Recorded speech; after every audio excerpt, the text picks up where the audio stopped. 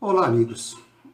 Desde menino eu sonhava com o sacerdócio. Inclusive, com 5 ou 6 anos, eu vestia uma saia preta da minha mãe, amarrava na cintura o rabicho do ferro elétrico, igual como via os capuchinhos fazerem nas pregações, e brincava de rezar missa. Depois, aos 9 anos, no Colégio Dom Feliciano, em Gravataí, fui coroinha até o dia em que, em plena missa matinal, pisei na batina e caí para trás e rolei pela escadaria fazendo um tremendo escândalo com a sineta. Claro, fui dispensado pelas freiras. Como consolo, passei a dormir até mais tarde. Deste colégio, aos 10 anos, fui para o seminário Nossa Senhora Aparecida em Caxias do Sul. Porém, logo comecei a contextualizar meu sonho com a prática que percebia. Me incomodavam os rituais, as censuras, o medo. E escrevi para meu pai que fosse me buscar. Só muito depois fui saber que já fora padre em outras encarnações. Um padre ligado à biblioteca e aos livros. Mas o que me incomodava no catolicismo, o que mais me incomodava, era o eterno estigma do pecado e da culpa, onde tudo parecia conduzir ao inferno e o diabo era mais poderoso do que Deus. Hoje, vivemos um tempo em que a consciência de culpa não apenas ressurge nas neuroses coletivas das almas atormentadas, mas também as religiões são extremamente repressivas e constroem um inferno mais poderoso do que o céu. Creio que não fazem isso para salvar almas, mas para adquirir poder sobre o rebanho.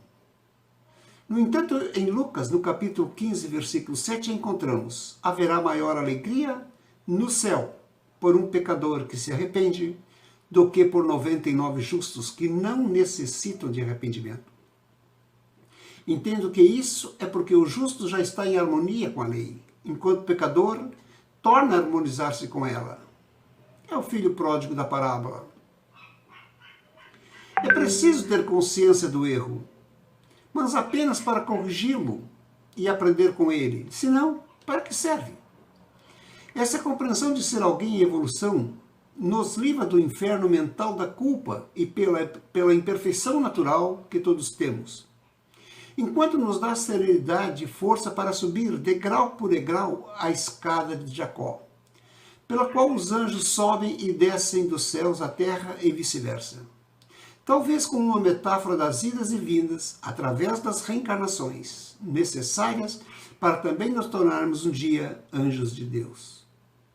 Então nos perguntamos: existe o pecado? Existe o mal? São compatíveis com Deus? O pecado assombra as doutrinas cristãs. A pergunta correta deveria ser: o que são pecado e virtude? Segundo Joana de Ângeles, pela psicofonia de Divaldo Franco, a palavra pecado, ou hamartia, era compreendida pelos gregos como errar o alvo, enquanto a palavra virtude significa fazer com que qualquer coisa seja um pouco melhor, segundo a sua natureza a permita ser, aproximar-se do alvo. Quando no plano da vida terrena ou da espiritual tentamos fazer melhor e não conseguimos, estamos apenas errando o alvo, pecando, como é natural em nosso nível de evolutivo. E quando ainda errando o alvo, pecando, mas nos aproximando um mínimo dele, estamos sendo virtuosos. Pecado e virtude, portanto, podem estar na mesma ação. Tenhamos consciência de que podemos fazer algo um pouco melhor, embora ainda não o façamos da forma perfeita, pois somos apenas criaturas humanas em fase primária da aprendizagem. Por tentativa e erro, chegaremos lá.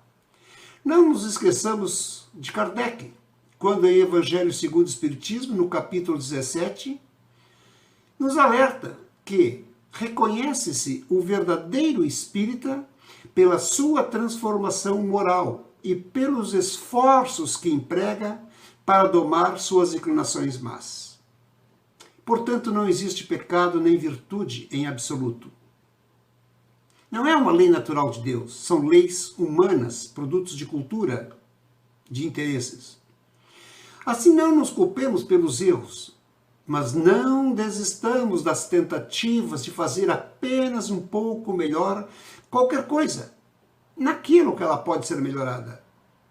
Nosso alvo é a harmonia com as leis divinas, sem pecados nem culpas, mas aceitando, sem conformismo, nossa contingência atual, porém evolutiva. Observe Paulo, o apóstolo, em Romanos 7,9, que ele afirmava: porque não faço o bem que quero, mas o mal que não quero, esse faço. Ele queria dizer que o mal está em nós, imperativo, não porque sejamos medonhos, mas enraizado em nosso consciente milenar por vício de nossa origem inferior. Enquanto a virtude, o ideal acima, é apenas um anelo da alma sedenta de luz. Porém, Paulo se compreendia e se aceitava conforme da ciência de sua paz diante do próprio passado, ao escrever em 1 Coríntios 15, 9 e 10. Pois eu sou o menor dos apóstolos, que nem sequer sou digno de ser chamado apóstolo, porque persegui a igreja de Deus. Mas pela graça de Deus, sou o que sou. Assim também nós. Pela graça de Deus, somos o que somos hoje e não o que fomos há 100, 200, 300 anos, criatura naturalmente inferior a hoje. Estamos acima do nosso passado animal, a caminho da evolução, mas ainda temos que aprender e praticar um pouco mais, nos aproximarmos do alvo, que é a harmonia com a lei natural. Relembremos que Jesus disse que ninguém vai ao Pai senão por Ele, que Ele era o caminho, a verdade e a vida. Que a doce paz de Jesus seja conosco.